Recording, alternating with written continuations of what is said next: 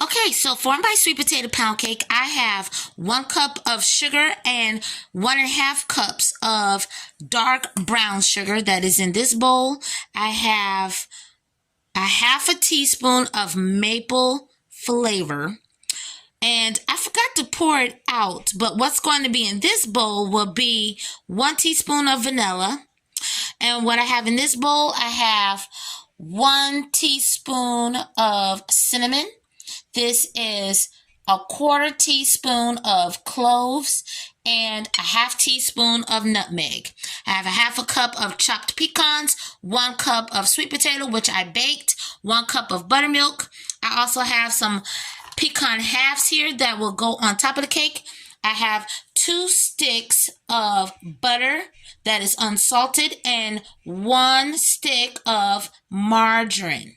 Then in here I have my 3 cups of cake flour. You can use whatever cake flour you like.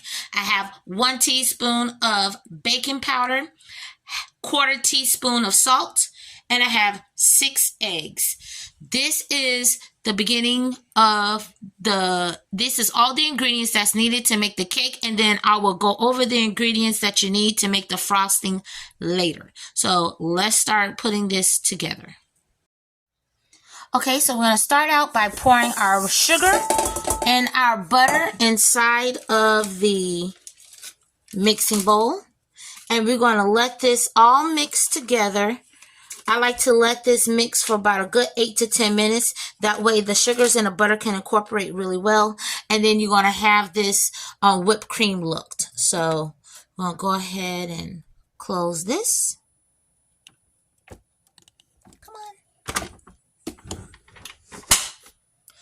Turn this on medium speed. And we're going to let this mix, like I said, until it is almost looking like whipped cream for 10 minutes. Okay, so it's been 5 minutes. I'm just scraping the sides down and scraping all at the bottom. And then I'm going to let this go for another 5 minutes because the whole purpose of this method is to make sure that all the sugar has pretty much dissolved into the butter. You don't want your cake to fall. So we want this butter and sugar to be well incorporated. So I'm just scraping it down. I'm letting it go for another 5 minutes and then we will come back to it. While the butter and sugar is mixing, now I'm going to continue with mixing my dry ingredients. I have in here, of course, my flour, baking powder, and my salt. This is going to get sifted. I already greased and floured my pan that I'm going to use, my baking pan. So this is going to be what I'm going to use to put the cake in. And I'm going to go ahead and add my spices, which is my cinnamon, nutmeg, and cloves. And this is just going to all get sifted together. Okay, now that I've sifted my dry ingredients, I'm going to go ahead and add my chopped pecans to this. And this is going to be whisked all together as well. And this is just so that the pecans do not sink to the bottom once it's added to the wet ingredients and when it goes into the oven. So once I do that, then I'm going to go and add my eggs. Let this sit to the side. I'm going to go ahead and add my eggs and my flavoring to the other wet ingredients. And this is what the whipped brown sugar, dark brown sugar, and the regular sugar and the butter looks like. Now I'm going to add my maple flavoring, my vanilla flavoring,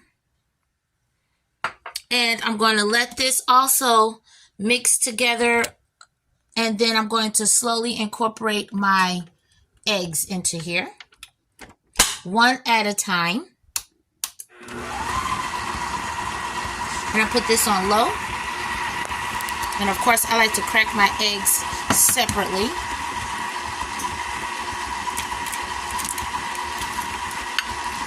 And you're just gonna add them one at a time. Once you've added all your eggs, you notice that it starts to do that separation, which is okay.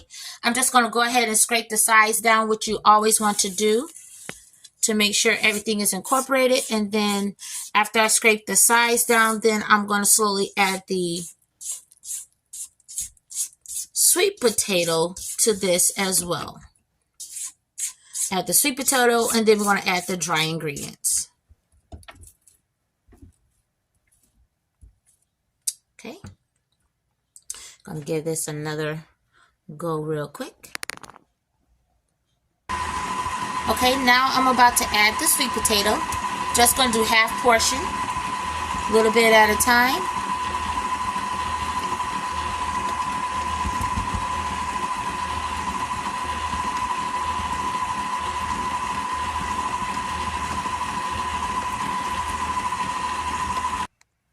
So this is what the mixture looks like. Do not be alarmed if your mixture starts to look a little crazy and look like it's all clumpy and separated.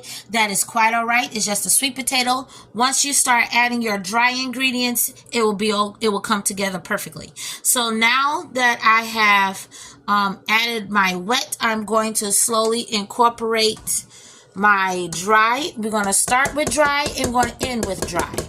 So we're going to add 1/3 of the flour mixture,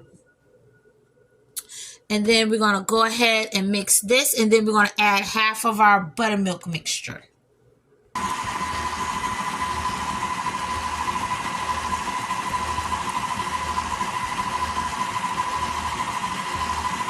I forgot to mention in the beginning, all ingredients are room temperature, so make sure before you start that all your ingredients are room temperature. I'll make sure to put that also in the beginning.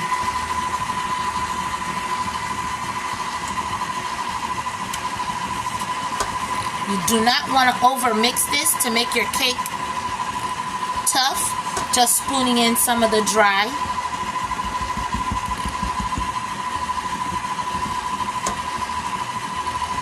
Then of course I'm going to stop to scrape down the sides.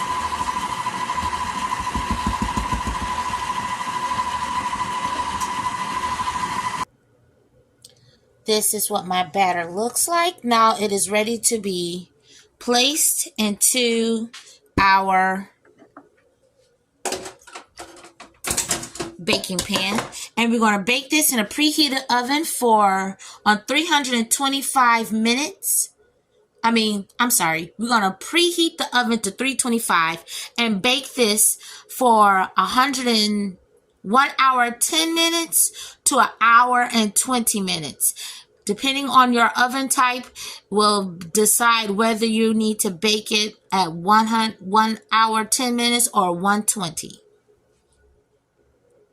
Now that the cake batter has been placed inside of your pan, now I'm going to bake this in an oven. 1 hour and 10 to 1 hour and 20 minutes. Okay, so for our topping for this cake, for the sweet potato pound cake, I am going to start by adding some butter.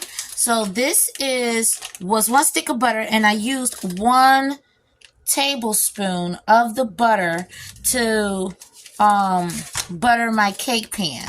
So just say that this is 1 stick of butter minus 1 tablespoon. And we're going to melt this, and then I'm also going to add some chopped pecans to this. And that is approximately 1 cup. We're going to let this all toast together. Let that butter and everything coat over those pecans, and then we will add the rest of the ingredients. Because this is unsalted butter and I want our pecans to have a little flavor, just going to add a pinch of salt. Not much, probably about 1/8 of a teaspoon I wouldn't add more than 1/4 teaspoon, but I just wanted the pecans to have a little bit of flavor to counteract the sweetness of the powdered sugar that we're going to add to this. So once this melts, then I'm going to add a pinch of vanilla, which will be about 1/2 teaspoon, and 1/4 teaspoon of maple flavor. Now that our pecans have melted and absorbed all that butter, I'm going to go ahead and just add that vanilla and a couple little splashes of the maple flavoring. And I'm just going to mix that all together. Ooh, this smells so good. And I'm also going to add, which I just thought about, a pinch of cinnamon to give it that little extra warmth. Just a quick splash.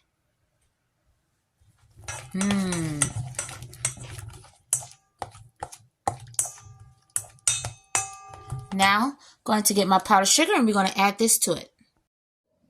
Okay, so I added approximately 1.5 cups of powdered sugar, and this is going to get mixed all together. And then I'm going to also add a pinch of milk to thin this out, probably about 1/4 cup. And this is going to go on to the cake as a topping. It looks kind of clumpy now, but that milk is going to thin this out. After adding 1/4 cup of milk, your glaze should look something like this. And this is ready to be topped on top of the cake. Now, I also have some halves here that I'm going to put on top of the cake once it comes out of the oven. So we're going to let this sit to the side because I would like to add this on the cake when the cake is still a little bit warm. I'm going to allow the cake to rest for about 10 minutes outside of the cake pan. But this is going to be placed on the cake while it is warm because I want it to ooze down the sides. I'm not going to allow this the cake to get completely cool for this step.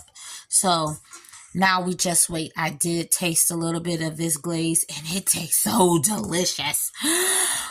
Ooh-wee. I mean, look at it. This is going to be a delicious cake, you guys. And this is what the cake looks like after it came out the oven. I let it bake for 1 hour and 12 minutes. And now we are going to let this rest a bit before I flip it out and pour that delicious pecan glaze on here. Okay, so this is the cake. After I have let it rest for about a good 10 minutes, then I flipped it out and I got it right side up. So now it is time to pour this delicious pecan glaze on top of it.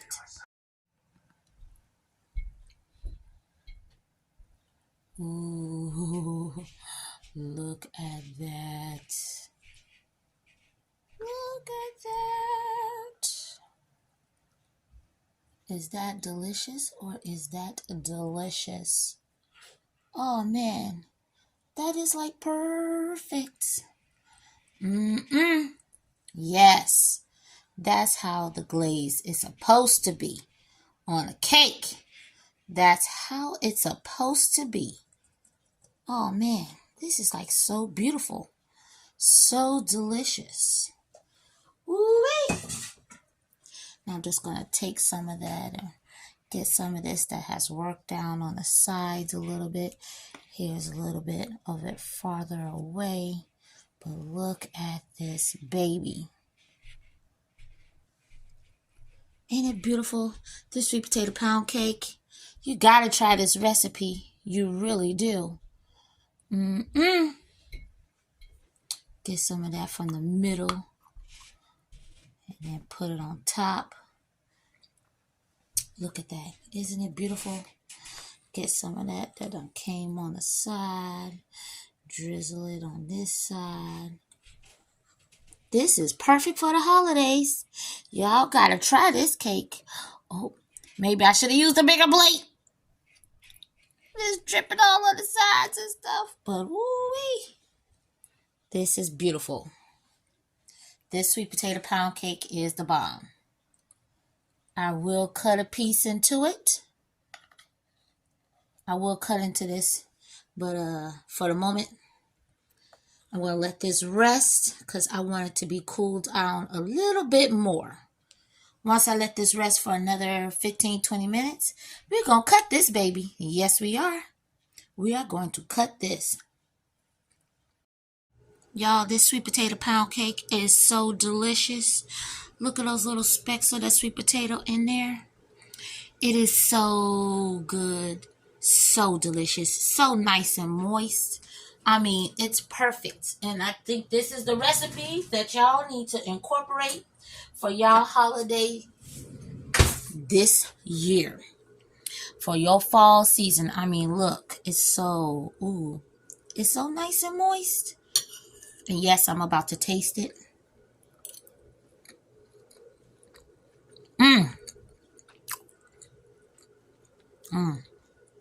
If you like this recipe, please click like, share, subscribe. If you like this video, please make sure to leave a comment down below if this is something you want to try. Thank you for watching, and God bless, because I'm about to enjoy this cake.